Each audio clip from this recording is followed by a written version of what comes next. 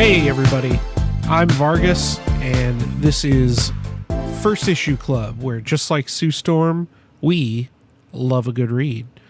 I am solo this evening. You are here in the Vargas dungeon. Mike D is busy celebrating or mourning his beloved OKC basketball team. They have either won or lost. I am not a basketball boy. You'll have to ask him, or, let him know how bad they are, depending on where you live in the country and how you hold your allegiances. Greg had some baby mama drama.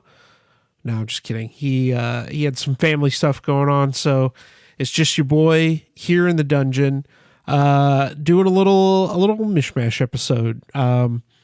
Gonna figure out some fun Patreon things to do, and then talk about the new comics that I read. So, I pulled out some stuff from my boxes that might be interesting to you collectors and newbies alike. So we'll go through those, and in keeping with Mike D's rule, I didn't pull out anything that didn't have a story or some sort of special meaning behind it. So let's dive in, and we'll see if this is entertaining at all. You have to let me know. So first up, this is kind of an artifact that I think will become more either beloved or hated as time goes on. Time will tell.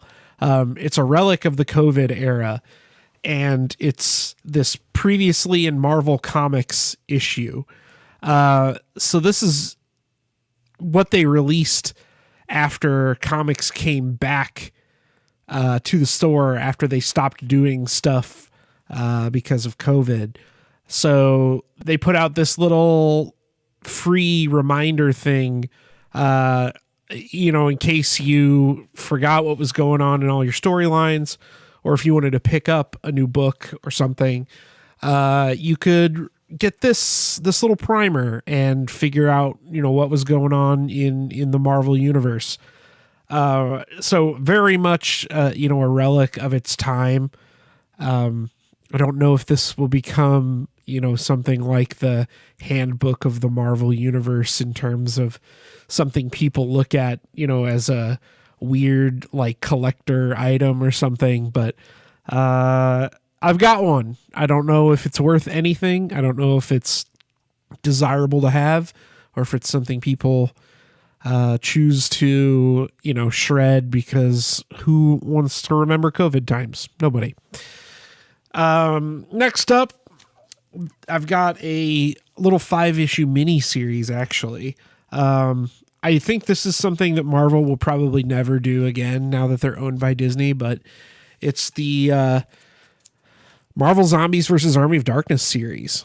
I got into horror movies before I was a comic book boy, and this was one of the things that was kind of going on at the time. So I was into the Army of Darkness side of this more than I was into the Marvel Zombie side. But, what's cool about this stuff, and Marvel and DC did a couple of these back in the day. I think DC still does these every once in a while, but, they'll team up with an indie pub, like a Dynamite or something, and put out, an official crossover story. And what's cool about this is that Ash from Army of Darkness actually crossed over into the Marvel universe. So the way that happened was Dynamite ran this big Death of Ash storyline, and I think it was issue 12 or 13 or something of the current Army of Darkness series. And Ash died, and as he was going to heaven, he comes across this, entity or whatever, and it turns out that it's the Sentry. And what you find out is that the Sentry's powers, which are, he's basically Superman or, an agent of God or something, but his powers enabled him to actually go to heaven as a zombie. And he interrupted Ash's ascension to the afterlife and kind of smacked him back down to the Marvel universe so that Ash could fight all the different Marvel Zombies characters. And it explores the origins. This is an origin story of the Marvel Zombies storyline. So kind of an interesting, again, little like weird bump in the road before Iron Man, the movie, got released, right? When Marvel took some weirder swings and sort of embraced the comic industry as a whole, right? Did deals with Dynamite to put out books. Some of the other Dynamite co-publications I can think of are they did some like Invaders books with Dynamite. I want to say Alex Ross did like an Avengers Invaders book that was like a crossover book, and I think that was a co-pub with Dynamite. But another thing, like I said, that I don't think Marvel's going to do ever again, if rarely, but it would be cool as hell if they did. In my opinion, I love to see crossovers, and I think the DC thing that they're doing this summer is going to do obviously huge numbers. And I think we talked about this on an episode, how DC is, at least in their solicits, sort of acknowledging that they're bringing these indie dudes, from indie pubs or indie books that are very successful, and leveraging that without, kind of shoving it aside or hinting at it or whatever. They're just kind of directly confronting, hey, Ice Cream Man, the Ice Cream Man team is doing a Superman book. And it would be very cool to see, I think, some of that crossover again, especially given the success that some of the crossover books have had, right? Like all the Ninja Turtles crossover stuff, or the Power Rangers, Godzilla, that sort of thing. So up next, I think this is a book that, I don't spec much, but this is a book that I think is going to be popping off soon, and I would absolutely recommend people get online and buy this bad boy now. I bought this after the Spider-Man game came out. It's Spider-Man 546. It's the first Brand New Day, but it's the first appearance of Mr. Negative. And my hunch is, I haven't looked at the spoilers for the new Spider-Man movie, but my hunch is that Mr. Negative is going to show up, in one of these things. And that's a book that's definitely going to spike. So I have been telling pretty much anybody who will listen that I think that Mr. Negative book is the next one in line to be that, that Tombstone book or something that somebody's going to get confirmed. So up next, I pulled out some signed stuff that I got that I don't know that I've ever shown on the pod. So I've got this By the Horns #1 variant that Jason Muir signed, and I had Maria Wolf sign as well. And the cool part about this, at least to me, I don't know if it's cool to anybody else, but I had Maria Wolf sign this, and she told me that this was her first published comics work. And I think that's cool as hell. She's actually credited in CLZ as Maria Wolf Lopez. So really, early stuff from her. It looks as dope as her other stuff. And I don't know, again, cool little like thing to have in your collection. I'm sure you can find this online for less than it probably should be. But also that, maybe not. I guess this By the Horns is going over to Dark Horse or Oni or something, I read recently, for their third arc. So cool book, cool creative team, cool thing to have. I also got this Pat Gleason Black Panther variant signed. So as you folks may or may not know, my wife is a art teacher, and for a couple of these Black Panther issues, and it might all be the same issue or something, but Marvel did these fine art variants, And this is sort of the minimalism variant or something. Yeah, the minimalism variant. I think Pat Gleason was like the perfect person to pick for this.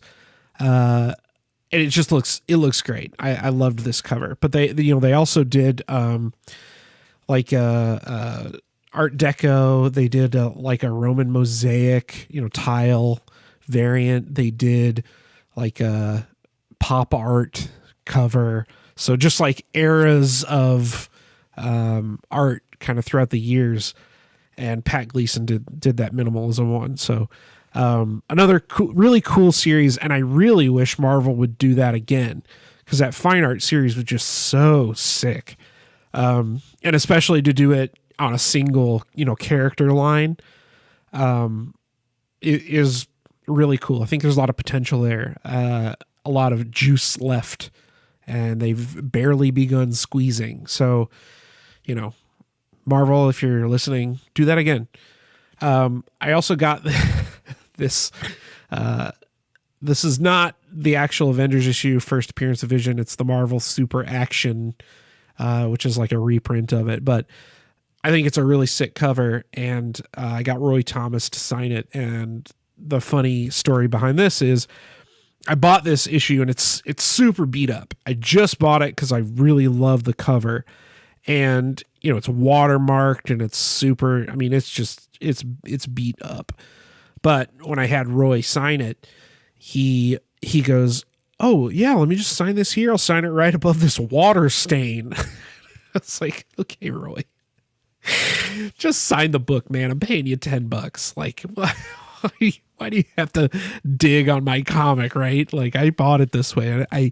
This book was released in 1980. It's 8 years before I was born, right? Like, give me a break, man."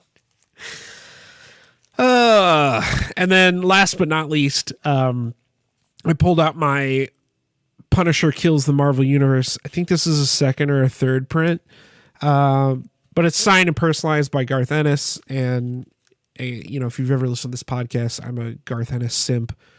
And he wrote to Andy all the best, because he and I are best friends, and he loves me as much as I love him. So isn't that nice?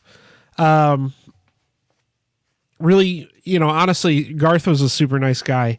And maybe he was just really good at faking it. But that was one of those moments where, I was kind of meeting somebody that I never assumed that I would get a chance to meet.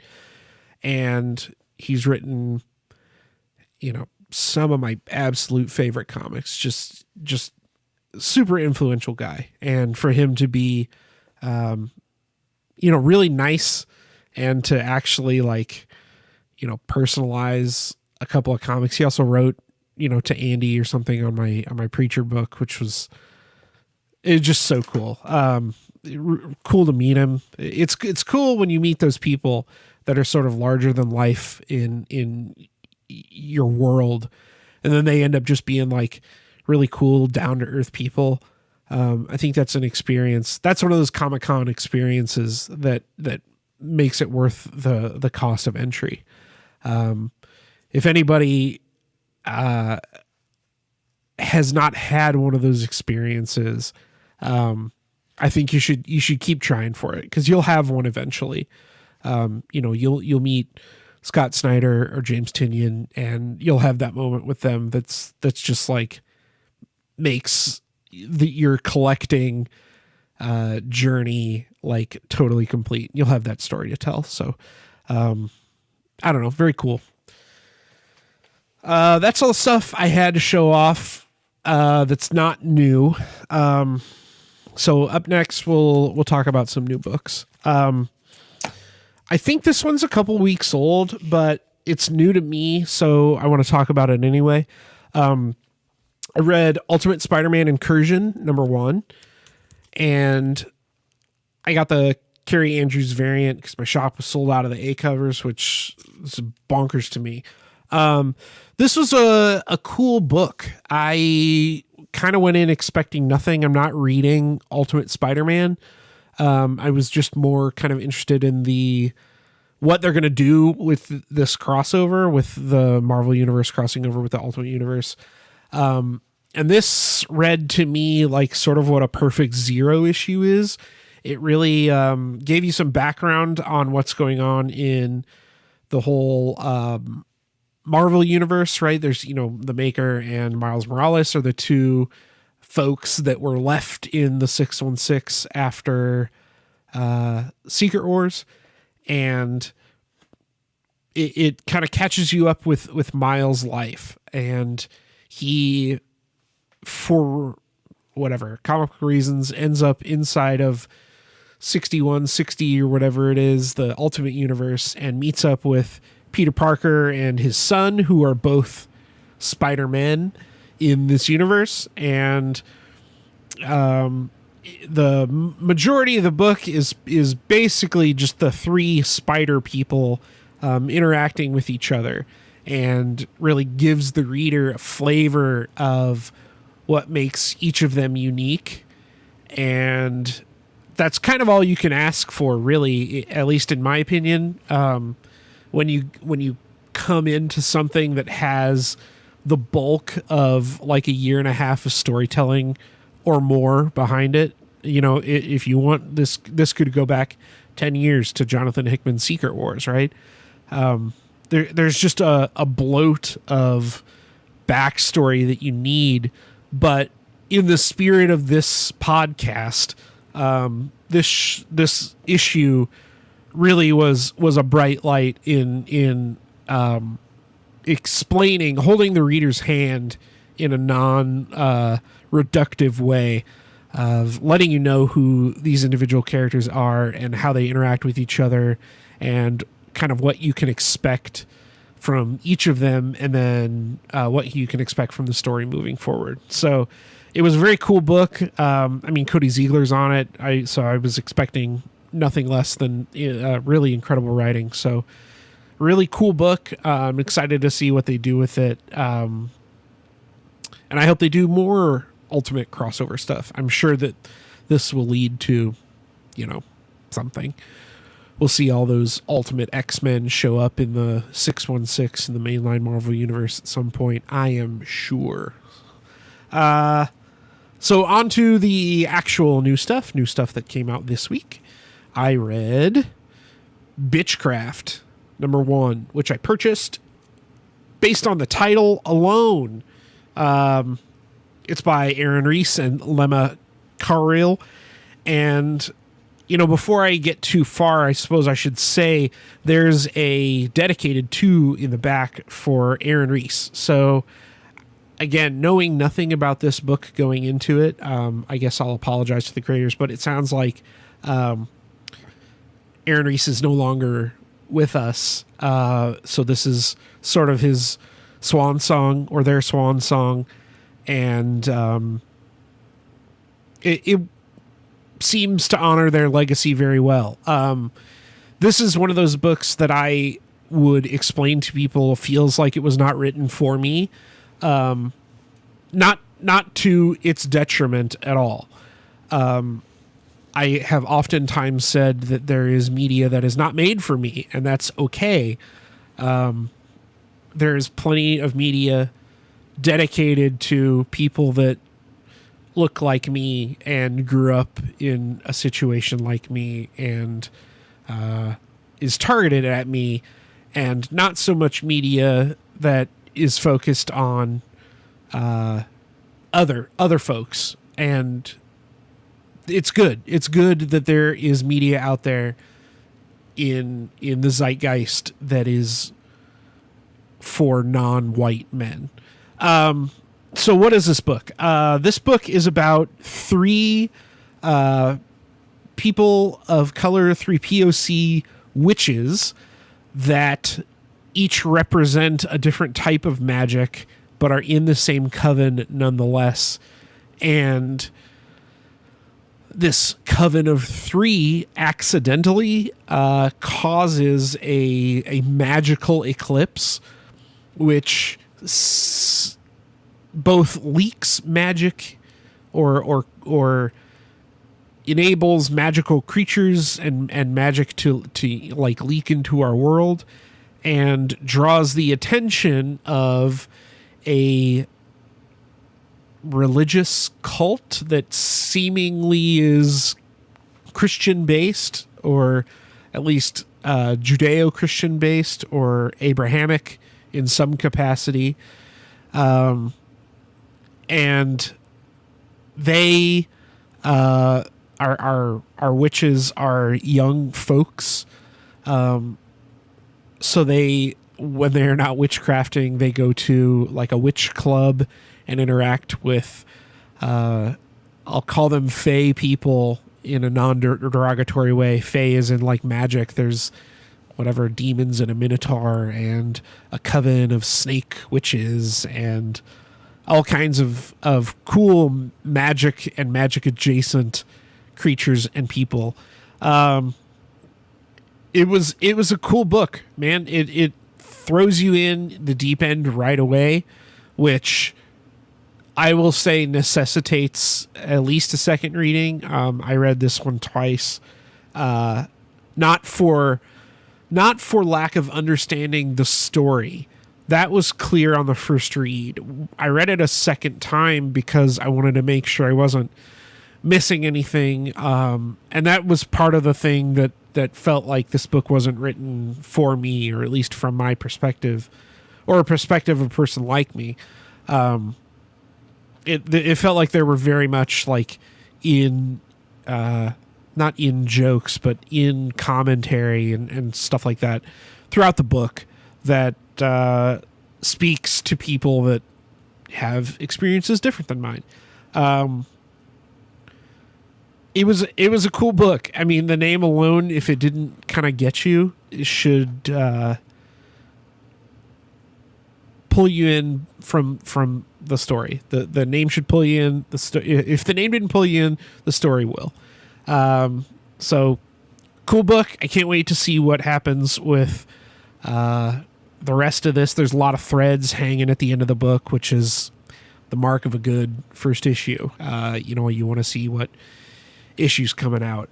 This one's on Mad Cave, and spoiler alert for my end of the year list, I think Mad Cave is the publisher of the year. I mean, they're just knocking it out of the park, and this is another gem in their crown. So Bytchcraft, that's bitch with a Y, BYTCH craft, out on Mad Cave. And then I had to read a big 2 book because, again, I'm basic bitch. I read Krypto, The Last Dog of Krypton, and much like Spider-Man Incursion, this is a nice primer. If you don't know who Krypto is or what a Krypto is, this gives you a backstory, and it's sort of Krypton's last days told from Krypto's point of view.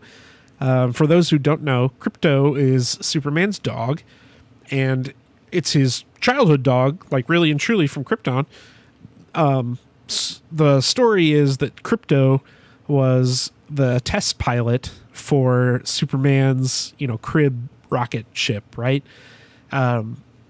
Superman's parents put him in the rocket, and, a wormhole opens or something, and Krypto goes to the wormhole and ends up where else but good old Earth.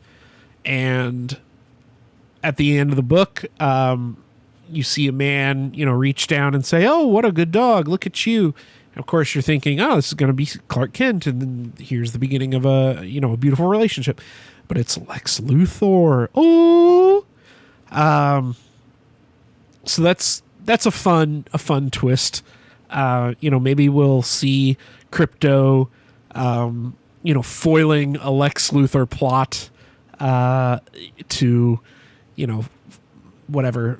fight a kid, because Lex Luthor's a kid. I guess I should say that when he finds Krypto. So maybe Krypto will either help Lex become a slightly better person, or maybe Krypto will foil a Lex Luthor plot to hurt kid Superman or something like that. I don't know where it's going, but Ryan North is writing this. Mike Norton's doing the art, so kind of an all-star creative team. Ryan North is the current writer for Fantastic Four and is just knocking it out of the park over there. Mike Norton is, I'll say, a legend in his own right. And the cover alone is, I think, worth the cost of entry. The A cover's Jay Lee, and it's just too cute. Sometimes you need, I'll call it a little sugary treat. It's not cake in the same sense that Greg uses cake, but it's a lollipop. It's a nice, easy, nobody's going to have really brainy things. I don't have to think about my superheroes when I'm reading a Krypto story. I just have to watch the good boy, be the good boy that we know that he is. And sometimes that's okay too. So that's all the stuff I read. Thanks for sticking it out with me. The boys, I'm sure, will be back next week. Shout out to Boulevard for sponsoring the podcast. They provide us with the best beer in the galaxy, Space Camper Cosmic IPA. I finished my last chill break 2 weeks ago. I got a new grill, so of course you gotta have a beer when you're outside, or else I'd be drinking one right now. So got around the store, got to get some more chill break Cosmic IPA. Join our Discord. It's a excellent community of like-minded comic folks. We're doing some cool stuff on there. We try and do some live recordings every once in a while. We're doing a ongoing D&D campaign right now with people that is open for anybody. You can drop in, drop out as you like. What else do we have in there? We talk about music. We talk about movies. We talk about everything, and everybody in there is super cool. They're the nicest folks around. We're going to post this video on YouTube.